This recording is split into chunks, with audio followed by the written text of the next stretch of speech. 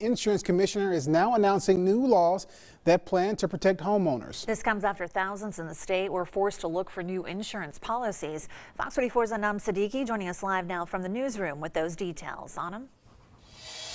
Yeah, Kellyanne Tavares, the state insurance commissioner, is increasing the amount of money companies have on hand for when a hurricane hits by millions. He says this is all to keep insurance companies here in the state.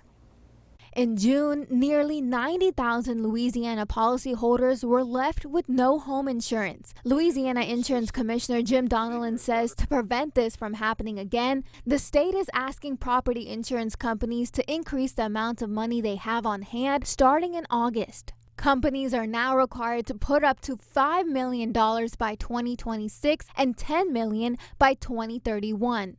Commissioner Donelon says companies in Louisiana already meet the $5 million phase-in requirement. That means there should be no burden to them. The reason we're increasing that minimum capital and surplus is to have the owners of those companies have more, as I refer to it, skin in the game, if you will.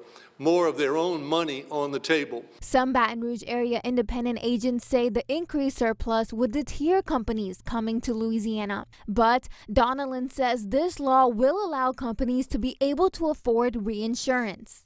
So by having $10 million of their own money, the expectation and hope those owners will be more prudent, more conservative, less trying to maximize their profit opportunity. The House Committee on Insurance broke down new laws that they say will strengthen the state's insurance regulations, like improving coverage for evacuation expenses and addressing the adjuster turnover issue followed by previous hurricanes. We learned an awful lot, and we have improved, I do believe, the system to better handle what we've been through the past two hurricane seasons.